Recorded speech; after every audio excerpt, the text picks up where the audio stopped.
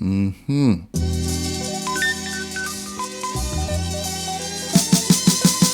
One of my favorite things to do when it comes to cooking on this culinary journey that I'm on is discovering how other cultures and other cuisines use ingredients known to us but in a different way. And today the ingredient that I'll be exploring is plantain, specifically green plantain, and the dish that I'm going to make is tostones. Now, I've been wanting to make tostones for quite some time, and I only got the confidence to actually try the recipe when I came across a recipe written by someone that I follow on Twitter. Her name is Chiquita Dina on Twitter and Arrows Condina on Instagram.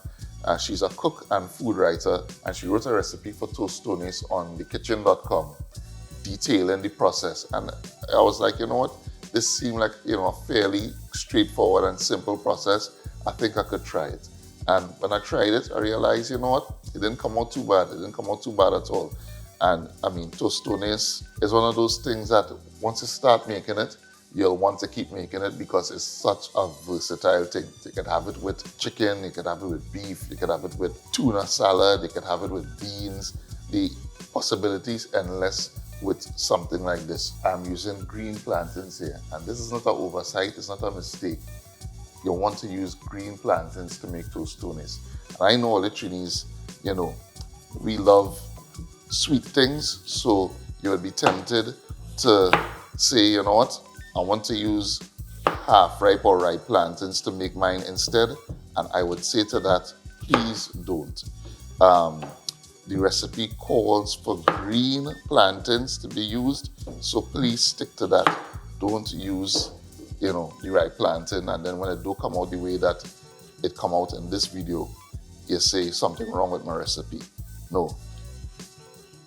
I am specifically following the instructions of the dish as it's known in its traditional form, and it always calls for green plantains. So I'm here peeling my green plantain.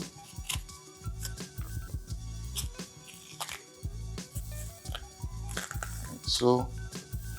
And then you want to cut them into 1-inch pieces. And just put it aside. Let me just show you how to peel the plantain. You just want to take your knife, the tip of your knife, and then just make a little incision into the skin and just run it down the plantain. Cut it in half to make it more manageable. And then just use the tip of your knife to just kind of pry the skin away from the flesh. Like so.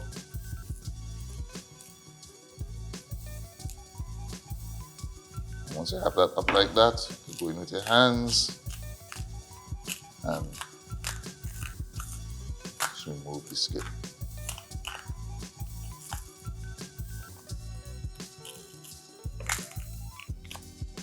As easy as that.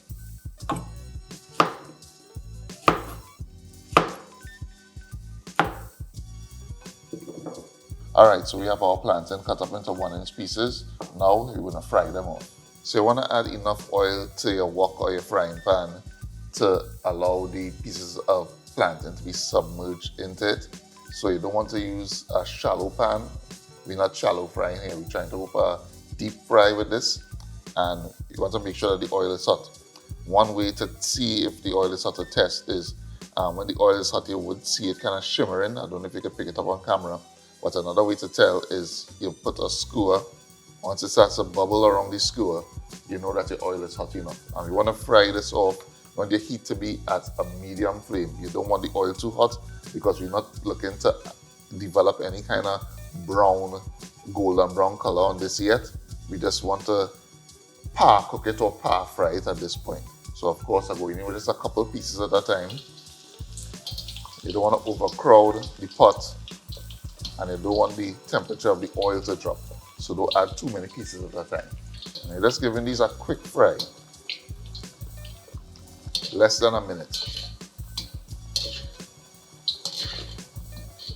As soon as they start to get a kind of deeper amber color, you want to remove them from your frying pan. You're not trying to get any kind of brown color on this at this point. All right, so we have our plantain fried off here. And if you take a look at it here, you would see that deep yellow color that I'm talking about is not golden brown at all. This is the stage that you wanted at this point in the frying process. Now, we're going to smash them and actually form the tostones.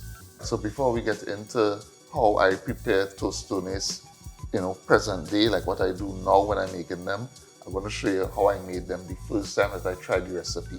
And that was using Ziploc bag and then a glass with a flat bottom like this.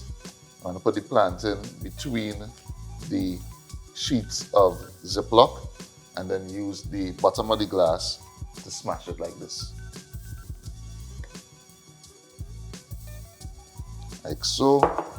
And then you have your nice flat tostones or flat plantain mashed there, ready to go in the oil. That's how I prepared them the first time. So, you don't need fancy tools to make this. It's a little rustic here. It's round, but it have, little thin edges, giving it a little character.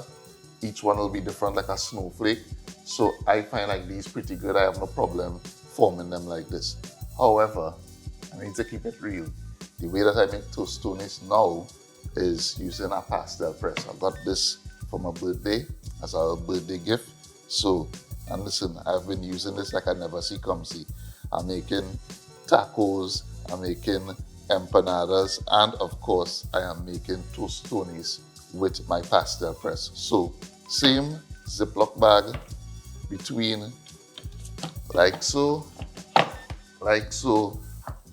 boom, no hassle,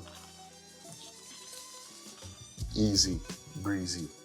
That is what we're talking about. And yes, I get similar results with the cup or the glass, but this is just way quicker. I just churn it out. I can just press like that and I just churn it out tostones like on a factory line or something. Quick and easy. This just speeds up the process and just makes it so easy.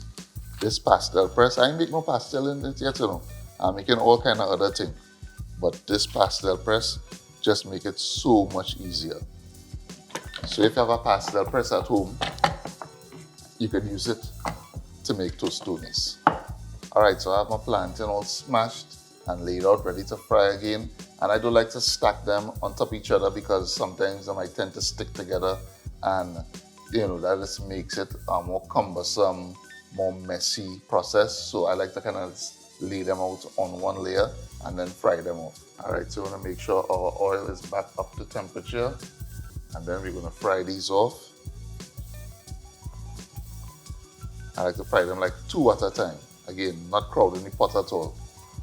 And these just want to fry until they crisp up and turn slightly golden and they're good to go. Again, just a couple seconds you need, 30 to 45 seconds.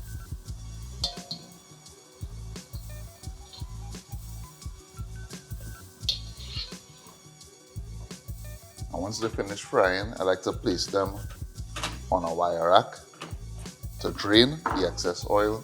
And then while it's still hot, just a light sprinkle of salt. This is optional. You don't need to salt them if you don't want to. But, just well razzle dazzle, a light sprinkling of salt, and we're good to go. So I'm going to continue frying these off. And then, who knows, I might make a little something to go with these. Let me see. So our fried plantain or plantain chips are done. And if you're looking at this video up to this point, I guess you would have surmised by now that tostones is basically fried plantain or plantain chips. It's just a homemade, more rustic version.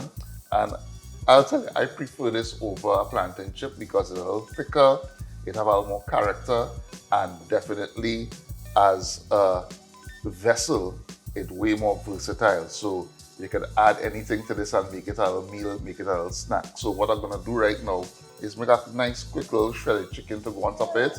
Real nice. Let me do that one time. So just making a quick dry rub for this chicken. Salt, garlic powder, onion powder, smoked paprika, chili powder, black pepper. I have some boneless and skinless chicken breast here. Just gonna add a couple tablespoons of our dry rub. Make sure every piece is well coated. Adding some oil to our pan, chicken breast. After cooking it for about 2 minutes, you're gonna flip them.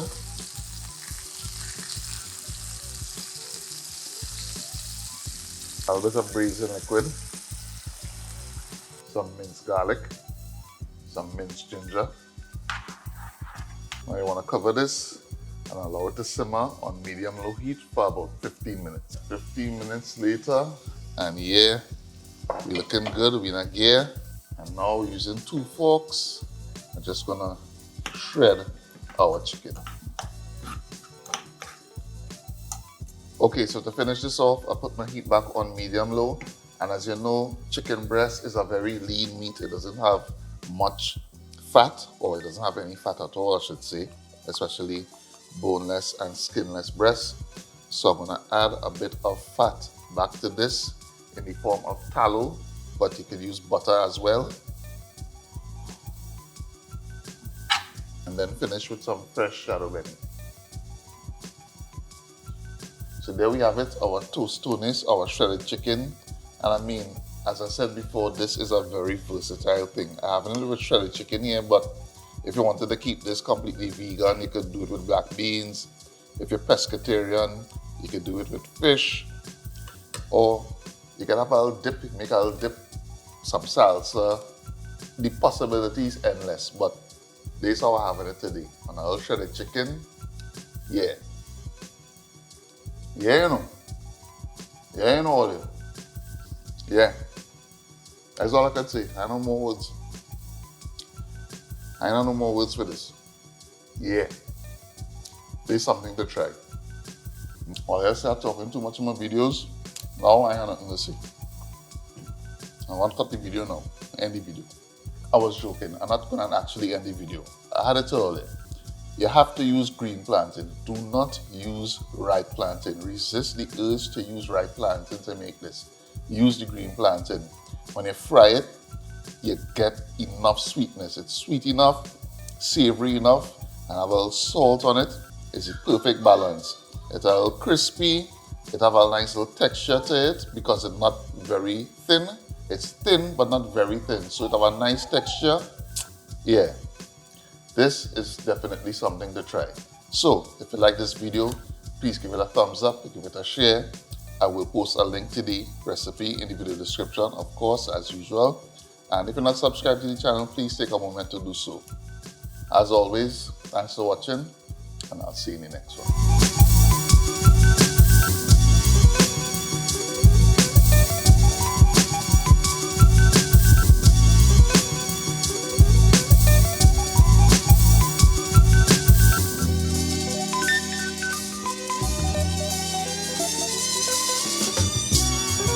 Mm-hmm.